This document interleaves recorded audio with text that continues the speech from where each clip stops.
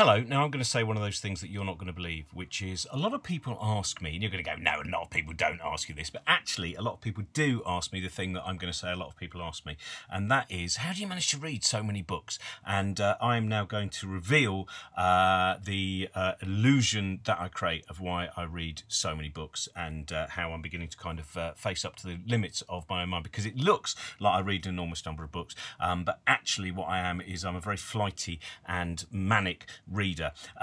So I'm going to go through, so basically what I'm trying to do very often is I just find that it's about making connections, and so I start on a book and then I find another book and there's another book and there's another book, and all I'm really doing is I'm basically just pouring loads of different ideas into my head to create a kind of cacophony, but I'm missing out an enormous number of the words, so I've always got a kind of pencil there, and I'm going to read, there, and then suddenly my mind wakes up and I'll go, that's a very interesting thing about the orb-weaving spider, and the orb-weaving spider element remains, but many of the other very, very important ideas about the nature of genetics are entirely lost, or indeed never necessarily found. So this is how I read. Well, I'll basically go through this kind of the last few days. So books that I have read. I have read the entirety of this.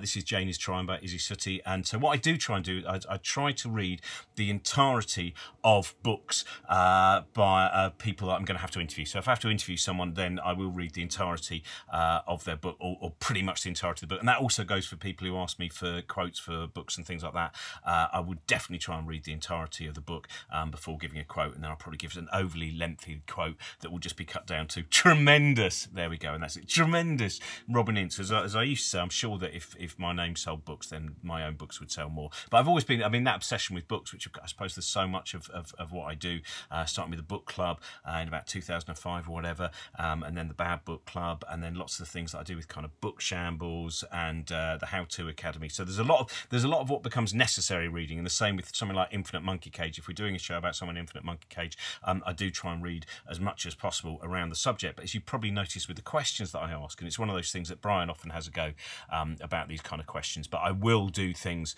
like I will start asking the paleontologist one question, and then about a sentence in, sometimes like that, you might sort of go, hang on a minute, is this even connected to the first selection of words? Because I'm not entirely sure it is. So it then becomes another question halfway through, and then at the end probably becomes a third question, and then they go, I'm sorry, actually I didn't quite understand that, and I'll think no one else did, and I didn't necessarily as well. I'll just have to go back and work out what the journey was that led to that particular question, which started as a totally different question about the nature of feathered dinosaurs and ended with some kind of bug in amber. Anyway, so yes, so I do try and read the entirety of books of anyone that I'm going to interview. So I have read Jane is Trying. It's a really lovely book as well, by the way. It reads just so, it just glides through the whole thing, and I'm sure it was a nightmare to actually write something which feels so easy in the way that it's written, and just that it just draws you into this world that Izzy has created, and you can't help but see Izzy as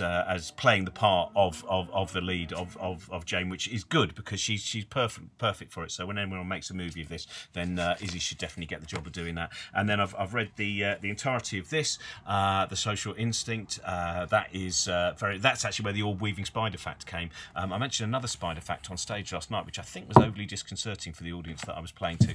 And then also I've read the whole of this, How to Talk to a Science Denier, because I'm interviewing Lee McIntyre also this week. Both of those last two are for the How To Academy, and then I'm just about to read the whole of this Lemony Snicket book, because I'm interviewing Lemony Snicket, aka Dan, who actually is Lemony Snicket, this week as well, which will be going out later on this year, I think probably in September. And then I watched a documentary about Leonora Carrington on BBC4, so I suddenly thought, well, I've actually read her novel The Hearing Trumpet, which is quite a nice slim novel, but I've never really read her short stories, and you always hear about the first one, The Debutante, which is basically a young girl who doesn't really get on with other girls of her age, so becomes friends with the hyena, and then the hyena goes in her place to a dinner basically, and well, things don't turn out very well.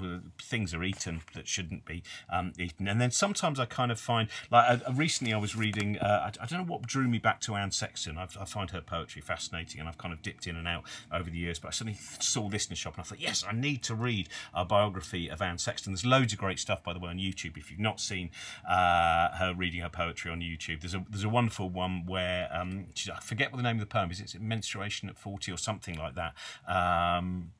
can't remember the exact title, and she starts to read it, and then a dog starts barking, and she's like, someone control that dog. And it's a nice kind of break between the poetic world and the world of also having to deal sometimes with a problematic dog that lives in the same house as you. So I started reading that, but at the same time I also, not at exactly the same time, I didn't like have two books on the go like I was Thomas Newton from Man Who Fell to Earth. That in the same kind of hour, as well as reading some Anne Sexton, I was also reading Commoner's Muck by Roy Chubby Brown, because that was recommended to me by Will Hodgson, who you may know as a comedian, or you may know as the lead barber at Hepcat's Barbers and Beauty Parlour in Chippenham. He told me something about Roy Chubby Brown. I thought, well, I'll read that book as well. And I didn't really find there was that much of a clash. Well, I mean, there was a huge clash in terms of perhaps their ideologies between Anne Sexton and Roy Chubby Brown, but I was always very aware which book I was reading. Sometimes I get a little bit lost and I suddenly think, hang on a minute, you still think you're reading that book you were reading an hour ago, but you're not. Do you remember it's a different book now on a different subject? And you go, oh yeah, and then my brain kind of defrags. Is that what we used to do with computers? It probably does something like that, though I know the brain's not a computer. I've read just enough about that, so that's a bad analogy, apparently. But anyway, that then led to me, for some reason or other, thinking about Sarah Bakewell. Sarah Bakewell is a brilliant author who wrote a fantastic book called At the Existentialist Cafe, which is tremendously entertaining. She also wrote a brilliant book about Montaigne. So this morning I thought, well, I might read a few things about Montaigne, and I started reading one of his essays about imagination, and I read about 6 pages of that, and again, with my pencil, I'm making lots of kind of little marks and stuff like that, going, oh, that's an important thing to remember. And then about 6 pages in, suddenly I wanted to read about something else, and I was talking to an astronaut, and when I was talking to an astronaut, that led to me buying this book, LSD and the Mind of the Universe. Again, I'm about 20 pages into that. I've dropped that for the moment, but that will be returning into my mind at some point, because as I was reading that, I suddenly realised I should return to reading Michael Brooks's 13 Things That Don't Make Sense, which are different scientific ideas that we still don't really have any true understanding of, or that we still have a long journey to make with. And actually starts off with the fact that we don't know what most of the universe is made of, and about dark matter and dark energy. So I started reading that again, and then I remembered that Steve Aylett had sent me a new comic that he's done. Steve Aylett, who hopefully you know his work. You may well have read Lint, is one of his most famous, magnificent book, and this is a new piece there called Hyperthick, which is just the language in it is something to truly delight in. And then someone on Twitter, I think on Friday or something like that, the books have fallen over, somebody on Twitter put up an index of a book, and the index looked so fascinating. I thought I must buy this book immediately. It's actually by someone who I've got his biography of the band Can, and also his book about the revival of folk, Electric Eden. And this is The Magic Box by Rob Young. It's fantastic. I think he might be very close to exactly the same age as me, which means that everything fits in terms of our experience of being 6 years old and seeing the incredibly disconcerting children's TV series, The Changes, and about Sapphire and Steel, and also about things like the film The Ploughman's Lunch, which is probably forgotten by a lot of people, but is a great film starring Jonathan Pryce, and a fantastic film for working out why we are the nation that we are by watching this film that was made in about 1983 or 1984, but it goes through the kind of television culture and Sapphire and Steel and things like that. So I've probably read, in terms of books that I've not been reading to interview people for, this is the one that I've probably read the most of. And then I went past a little bookstall, and they had a book of Clive James's essays about Philip Larkin, and you shouldn't really read things like that. You definitely shouldn't read books like this when you've just got a book coming out, because you read the way that Clive James writes sentences and the way that he just draws you in to the beauty and sometimes the darkness of Philip Larkin's poetry, and you think, I don't even know why I bothered to write a book. But anyway, that was fair. And I also then before that, the thing that kind of led me to that was, for some reason, I wanted to read a quick thing about jazz, and that was in Bomb Culture by Jeff Nuttall, which I found on my bookshelf, and I thought, oh, that's got an interesting thing about jazz, and it's kind of affecting the 1960s and whatever. And also I'd remembered that I'd been seeing a documentary about Cecil Collins, who was an interesting painter. So this morning I read a little bit of A Paradise Lost, which is a catalogue from a 1987 Barbican exhibition, and so I was reading an essay there about Powell and Pressburger, and also Gerard Wilde, I think it was, who was the influence for Gully Jimpson, the lead character in Joyce Carey's A Horse's Mouth. So I read a bit of that. I'd also never read any books by William Trevor, and these are his final short stories, and god damn it, they're good.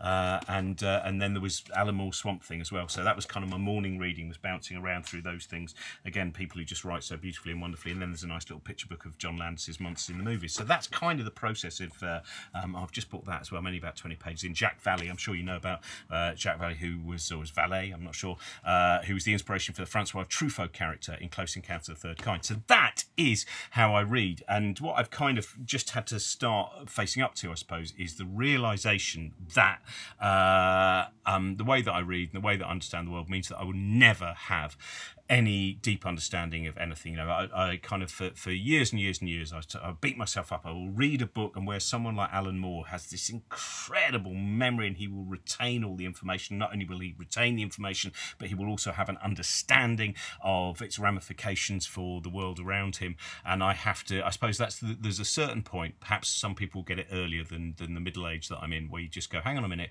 how does my brain work and what are its uses? And I now have to just forget the idea that I'm going to read a whole book and go, I've taken it all in and now I have an understanding and I can go and lecture people. As I mentioned at the beginning, basically it's just pouring lots of things into my head, and then as they bounce around inside my skull, some of the echoes will come out, and hopefully there'll be interesting echoes, and at least hopefully the echoes that I can hear when I'm not opening my mouth will create an interesting world for me. So there we go.